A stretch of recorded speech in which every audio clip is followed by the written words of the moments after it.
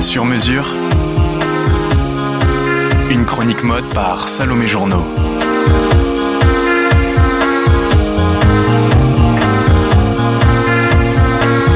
Bienvenue dans Sur Mesure. Aujourd'hui, je vous propose de troquer l'uniforme moderne, soit le classique jean t-shirt basket, pour le très chic costume 3 pièces.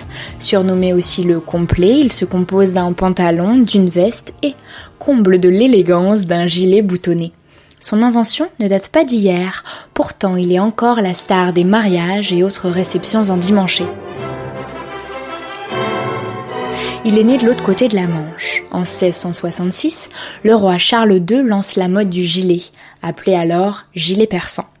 Loin d'être une lubie de fashionista, l'objectif est surtout de stimuler la vente de laine anglaise et de faire de l'ombre à la mode française et ses soirées. Mais à cette époque, le gilet n'a pas tout à fait l'allure qu'on lui connaît aujourd'hui. Il est à manches longues et descend jusqu'aux genoux.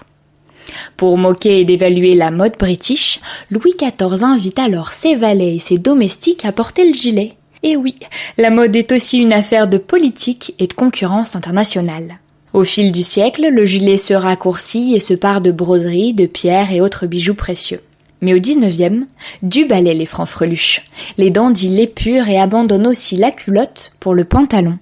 Au siècle suivant, le gilet se raréfie, d'autant plus qu'il sert à ranger les montres à gousset.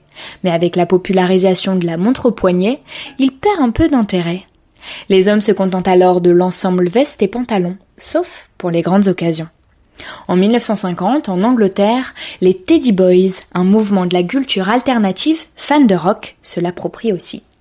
Du côté de la jante féminine, dès 1920, l'actrice Marlène Dietrich casse les codes en portant le 3 pièces d'un Morocco de Joseph von Sternberg.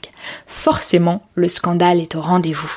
Dans les années 60, en France, les avant-gardistes Yves Saint Laurent et Courrèges bousculent la mode féminine avec leurs costumes 2 ou 3 pièces taillés spécialement pour leurs courbes. Bien plus qu'un effet de style, le costume est aussi un vêtement émancipateur. Mais rappelons tout de même que jusqu'en 93, dans l'enceinte du Sénat américain, le tailleur pantalon est interdit aux femmes. Dernièrement, le succès de la série Peaky Blinders, qui raconte les affres d'un gang de criminels anglais des années 20, a remis le complet au goût du jour. Et on se retrouve dans 2 semaines pour un nouveau coup d'œil dans vos penderies. D'ici là, si vous êtes en manque d'anecdotes mode, vous pouvez toujours écouter les anciens épisodes en replay sur le site ou sur les plateformes d'écoute. Très belle journée.